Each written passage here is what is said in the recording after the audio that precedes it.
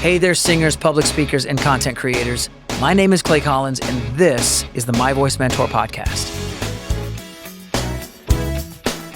How many of you would say that your life and your script that you formed for your life from the beginning has worked out exactly the way you planned? We all make a script for our life. We start at an early age going, I'm going to be this, I'm going to be that. Sometimes we start out, I want to be a fireman. That's usually where boys start, or a police officer. But along the way, that script shifts and changes a little bit. But a lot of times we get on social media and we see other people's scripts and we make this assumption that everything that they sought after to do was exactly according to the script, because we do such a good job of scripting our lives for other people to see. It might encourage you to know that most people's script doesn't end up exactly the way they originally imagined it. I have a feeling today's guest knows a little something about that. I can't wait to introduce you to her. I cannot wait to have this conversation. But first, I want to remind you, for those of you that are wanting to improve your voice for singing, public speaking, content creation, maybe you have a podcast, it doesn't really matter. It has never been a better time in today's world to invest in your voice, because the world is changing. And the ones that have the real advantage are the ones that invest in their voice. It's just a simple fact. Those who develop their communication, their presentation, and yes, even their singing, there's just doors that open up for those people that are life-changing. And I have learned some tools along my journey that are just too good to keep to myself. And so I've developed an entire mentoring program for singers, public speakers, and content creators just like you, in order for you to help overcome some of the barriers and the challenges that I had to experience going through all this without a guide. And I want to be your guide. So I want to invite you to join my Vocal Bootcamp. It's a free 5-day mini course that I prepared for you to help get you started on that journey. And all you've got to do is go to myvoicementor.com/bootcamp to get started in that. And if you go all the way through the 5 days, you'll also have an opportunity to join for free 30 days to gain full access to my mentoring program. And just to give you a little hint, that's up to 8 hours of live coaching with me that you can get for free. But it all starts with that boot camp. So I encourage you to head on over to myvoicementor.com/bootcamp to get started. By the way, we're streaming on all of the platforms, Amazon, Spotify, Apple. But if you also like to watch and hear, you can also head over to youtube.com/@myvoicementor to check that out. We premiere on YouTube Thursdays at 7 p.m. and on every other platform Friday mornings at 6 a.m. Okay, enough of that nonsense. I can't wait to introduce you to a dear friend of my wife, Beth, and I. Her and her husband, David and Nicole Binion, have been in the worship space for a really long time. Nicole is a very well sought after singer, recording artist, and worship leader. She is so respected in her field that everybody wants to work with her, like everybody. Like, can you sing on our project? She's been able to work with artists such as BeBe Winans, Donnie McClurkin, Israel Houghton, just to name a few. But that list goes on and on. She's also a dear and precious woman of faith and a person of high character. And as somebody who knows the Binions personally, the highest compliment that I could pay is that she is as genuine and authentic and grace-filled off the platform as she is on the platform. I'm so privileged and pleased to invite to the My Voice Mentor podcast, Nicole Binion. Thank you so much for joining me. Clay, I am so honored to be here. We love you and Beth so much, and I love what you're doing with My Voice Mentor. So I'm just excited to be here. I'm so glad, and I can't wait to get started. The first question I wanted to ask you is, I wanted to rewind the clock back to before what we know about the Binions, because we all look at the end result, but every end result has a start. When was the first time? Because I don't believe you come from a family of musicians and singers, do you? Right. Well, my mom sings. She does. Yeah, she does. Or she did. She hasn't sung in years, but mom directed our choir at church. My grandparents were pastors, but when I was very young, my grandfather retired from pastoring and was an evangelist. And so we transitioned churches at that time, but mom continued to direct the choir. She was an alto. She was a gutsy alto. And so I have memories of being a kid in church and hearing mom go for it and singing your heart out. And of course, those days, I was born in 1975. So growing up in the 80s was definitely before worship. Worship didn't look like it does now. And we had the song service and we sang from the hymnal. Then the choir would sing and mom would often lead songs with the choir and direct the choir. And So she obviously was my first inspiration, right? And so she was the one. I was 3 or 4 years old when she discovered that I could sing on pitch and I had a pretty tone just as a little girl. And so mom began to develop that. She tells a story of when we had this evangelist come through, he and his wife, and the wife sang. I was 5 years old at the time, and the evangelist's wife took interest in me, and she taught me this song called It's My Desire, which is obviously an old song. I was 5 years old, and I sang it at church that Sunday night. That was the first time I'd ever sung in church in our little Assembly of God church up in Indiana. And so mom was really the first one that discovered that I could sing and had a passion to see that developed in me. I really love that, because that seems to be a common theme. It certainly is with me, that somebody almost has to see it and recognize it and call it out. And similarly to you, I was given a toy piano, and it was a friend of my dad that said, okay, he's not just banging on it like most kids do. There's usually these little threads of indication that, okay, there's something probably more here. And it's so good to have those people in our lives that see it, call it out, and say, yes, we need to invest in this, because most people wouldn't know it on their own. It requires somebody else to call it out. So fast forward, if I understand your story correctly, I don't think your intention from the beginning, like you say, worship wasn't really a thing in the 70s.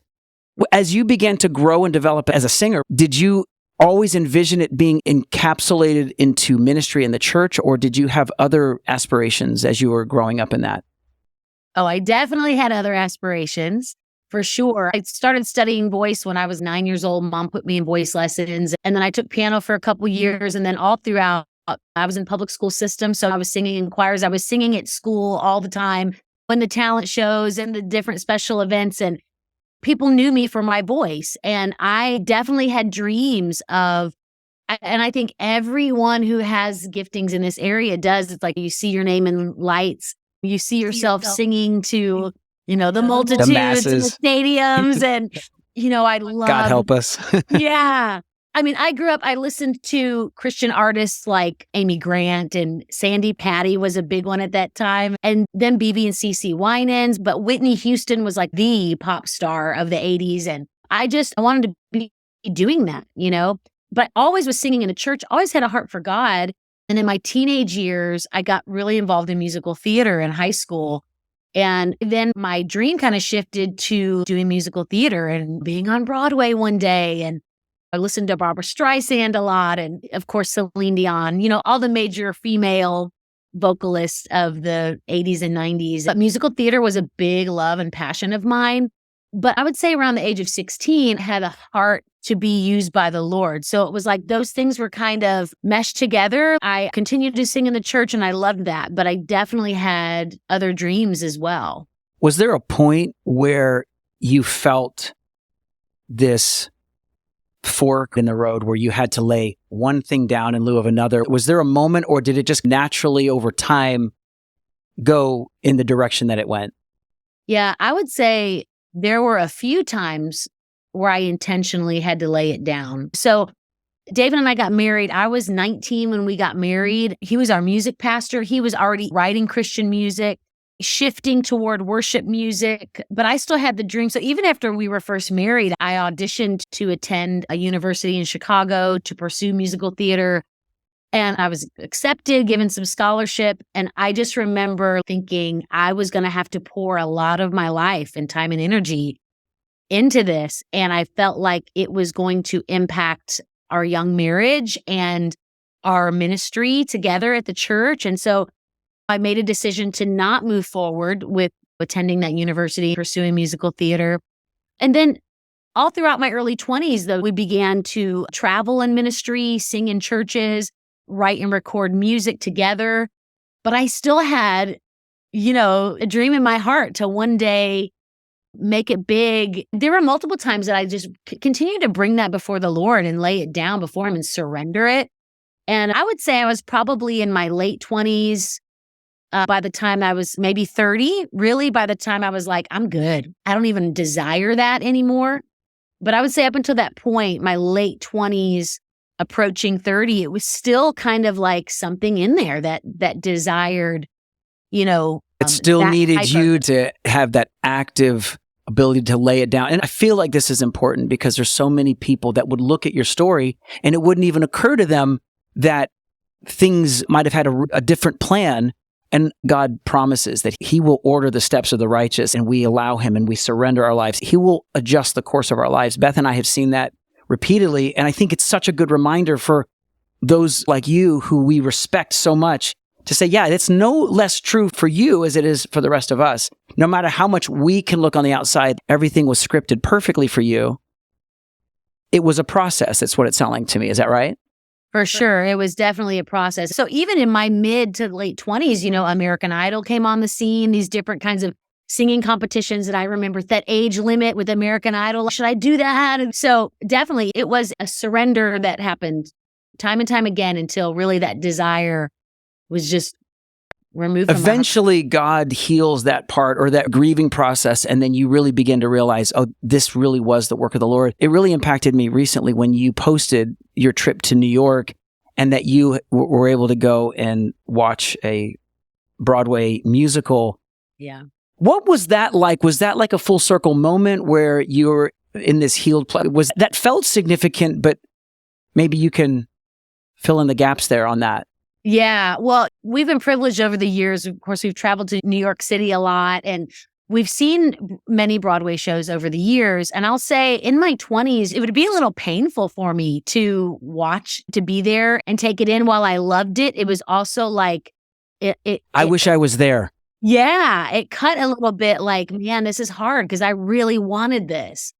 And yeah, this past year, my husband for Christmas bought me tickets. So Funny Girl was a Broadway show. So my senior year of high school, I played Fanny Brice in Funny Girl at our high school. And I mean, if you know that musical, if you know those songs, the songs are incredible. Barbara Streisand played the original role. And so, yeah, going to see Funny Girl on Broadway was like this beautiful full circle moment and it was brilliant. And I was just able to take it in and enjoy it. But it was really special. I mean, you remember the songs and the lines. And, I remember trying to have like the New York accent, playing that character as a little 18-year-old, in high school. But yeah, it was really beautiful. I mean, and God, I would say, many years ago, brought me to that place where I can enjoy, a great musical theater, presentation. I love to see it done well. Sometimes you watch people and you want to see like just the great cast, the best cast, because sometimes you're like, man, I could do that role better. I understand.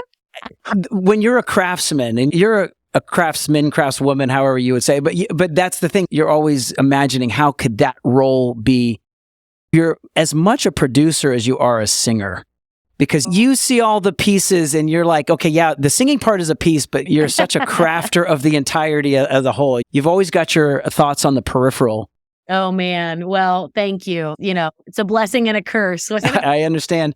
I want to swerve into some practical stuff, and then I want to finish off with some character-related things. But practically speaking, I think something that I would really like to know, and I'm sure a lot of the singers that are listening, it can be a challenge as we get older to maintain health, and we always want to do the things that we've always been able to do vocally.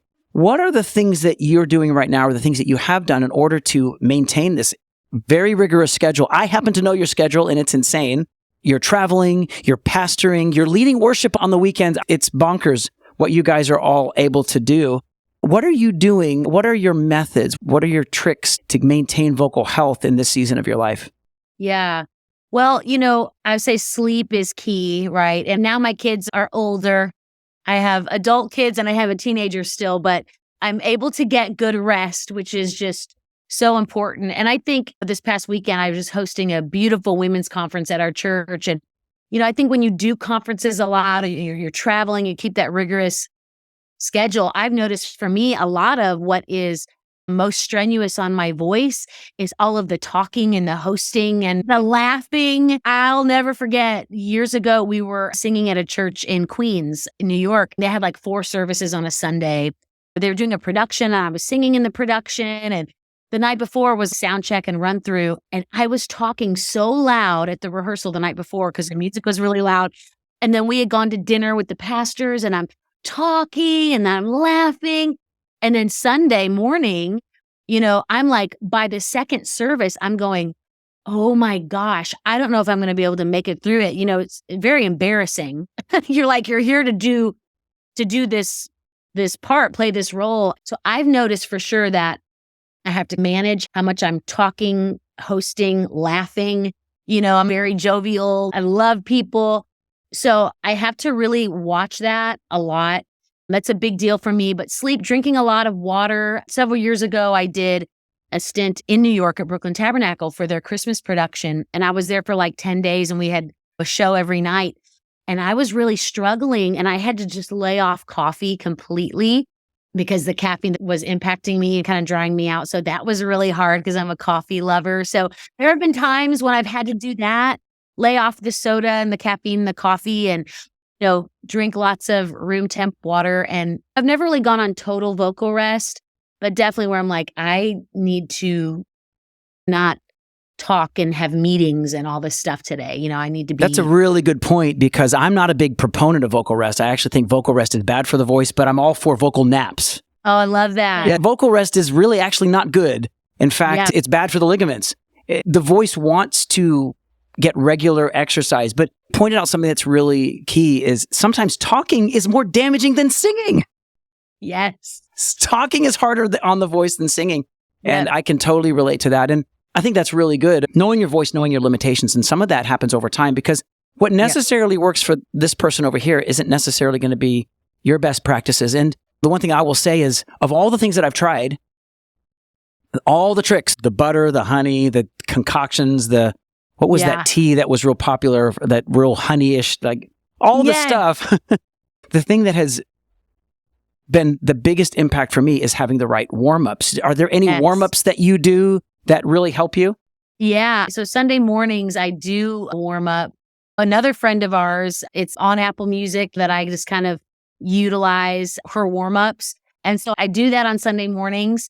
And if we're singing, doing a worship concert somewhere, I've definitely realized in the last several years, it's something I did naturally, but I didn't know that not everyone, this whole like pharyngeal like cavity in here of really the mix of the chest and the head voice. And I think for me, naturally kind of singing in that cavity kind of came natural for me, but it is a big key. And so I've been more intentional about activating that area as well. And so I do vocal warm-ups for sure.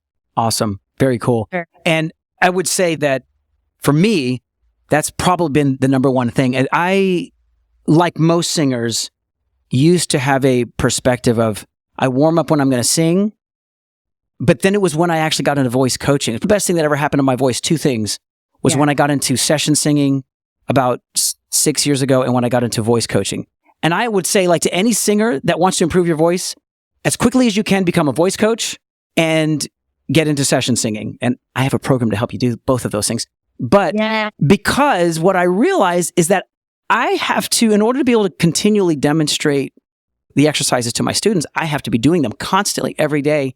And as a result of doing that, I realized there was a whole part of my voice that was unlocked, that only got unlocked when I was doing it regularly. So if you happen to be one of those singers that warm-ups occasionally, take that warm-up that you do and do it every day, even when you're not singing. Because a lot of times what we do in between the times we sing actually, this is also true spiritually, isn't it, Pastor Nicole? Yeah. If we wait to pray the day we preach, it doesn't always work out. But that is so good. I love that. And I know who you're talking about, the worship vocalist. We love her. She is amazing. And I look to her. So good what she's doing. And I love it too, because I just love everybody that's in this space working with singers, because there's not enough of us out there. And I love that. So good. So I want to kind of wrap up our time together and talk about, really for me, one of the most important issues that I face. It has nothing actually to do with the art or the technical aspects of singing, but it's really the stewarding of the character. Because as you pointed out, there's something different about singing. It's got a blessing and it's got a curse. And for some reason, unlike other areas of talent, I could be a great architect, I could be a great contractor, and people could look at my work as a contractor and go, wow, that guy's great. Have you seen that building that guy just built? Or have you seen that chair that guy just crafted with his own hands? But for some reason with singing, and maybe it's because of the fall of man, and maybe it's because of the fall of Lucifer, there is a particular level of idolatry associated with that, because you're right. It's more common than not as a singer that we don't have a dream of, hey, I'm going to develop my voice and I'm going to sit around with my friends around a campfire. We're just going to enjoy and we're going to sing and we're going to have fun and we're going to sing. No, it has to be masses. I have to be a global sensation. I have to be a Grammy artist. And even in the church, even in the ministry, as much as we try to fight those things, we see that tension of stewarding the stardom aspect of it, the larger than life aspect. How? Because I can honestly look at your life and say, you and David have done this well, that you've done this well, because I know you're not immune to it. How do you fight that battle of keeping your heart in that humble place? Because that is the one thing that's consistently said about you, that you carry such a humble heart with your instrument. You're confident, but you have just a real grace. What would you say to inspire that young vocalist? Well, I think any idols that we have in our life, anything that we exalt above the Lord, I do believe that our own dreams can definitely become idols in our lives, whatever it is, And I know for a fact that the best life you could ever live as a believer in Jesus Christ is a life fully surrendered to Him.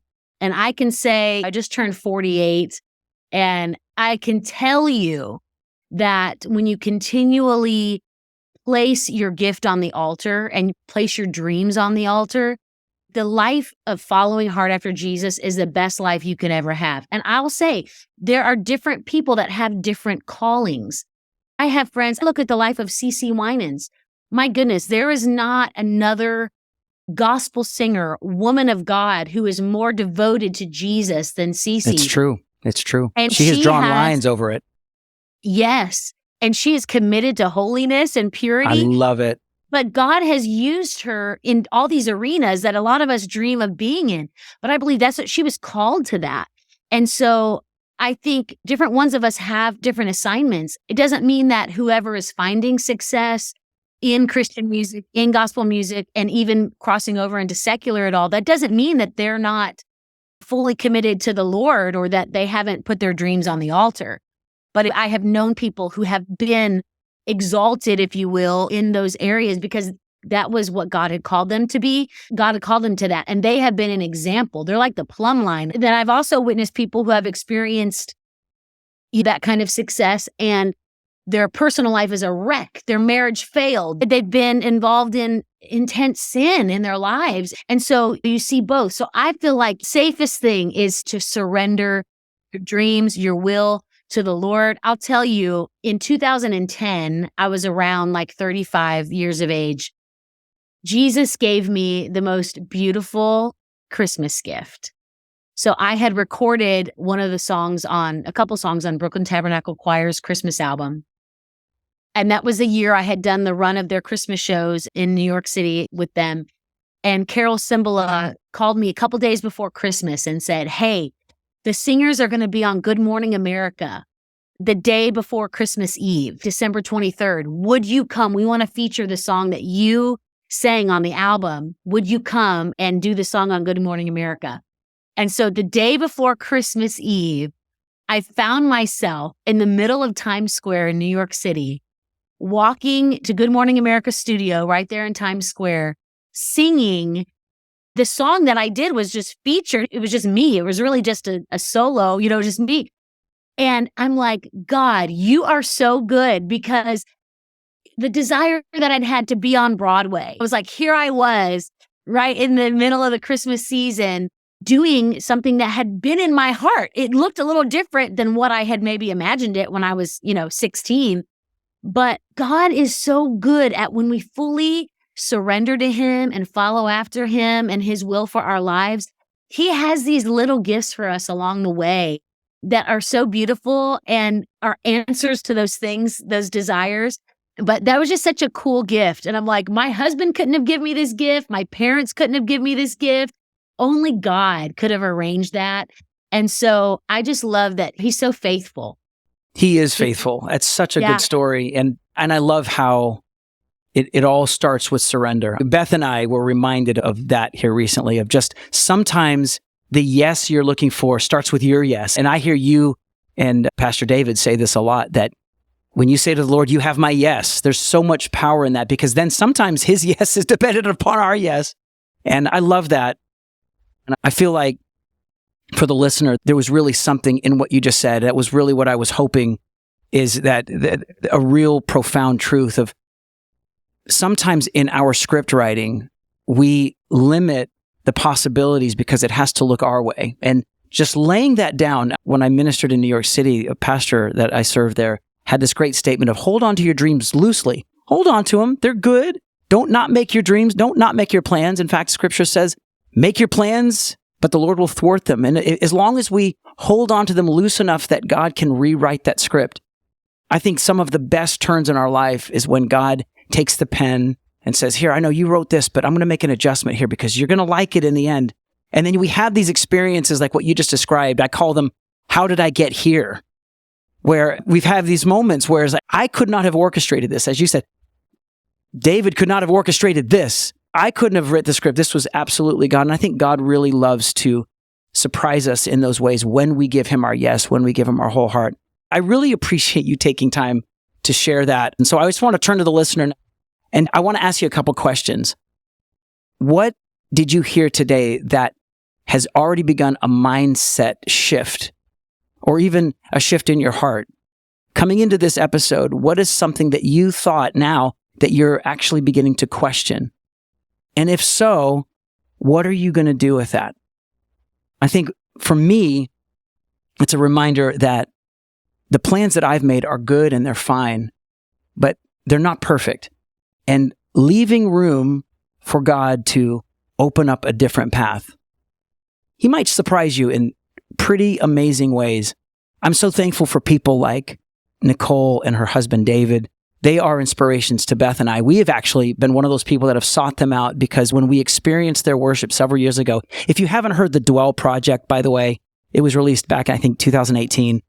One of my top 5 favorite worship albums of all time. It will absolutely wreck you. Just listen to the whole thing. Just go buy it, listen to it. I'm going to post links in the show notes. I want you to hear that because it's what set us on a path of saying we want to receive what this couple has. There's such a beautiful picture of what God can do in both our strengths and our weaknesses. And if you're in the DFW area, I invite you to come and join Dwell Church. It's in Allen. It's Allen, yes. But if you want to just experience incredible worship that's just out of this world and a powerful presence of God and a powerful message, come to Dwell Church. It's dwell.church. And I'll post links in the description for that as well. And they would love to meet you. And they actually are those kind of people that will totally meet you and shake your hand and hug your neck. And they're just amazing people. I can personally vouch for them. They're amazing. The one thing I want to leave you all with is don't stop investing in your voice. Your voice can take you places that you never dreamed. It is God's mouthpiece to a dying world, is your voice. And I want to unlock as many voices as I can. It's my sword up to the enemy. For every voice the enemy tries to take, I'm going to unlock 10 more. So if you're ready to get started with your voice, again, I encourage you to go to myvoicementor.com/bootcamp. In the meantime, I can't wait to see you next week. We've got some great guests lined up. Keep investing in your voice. It is absolutely worth your investment.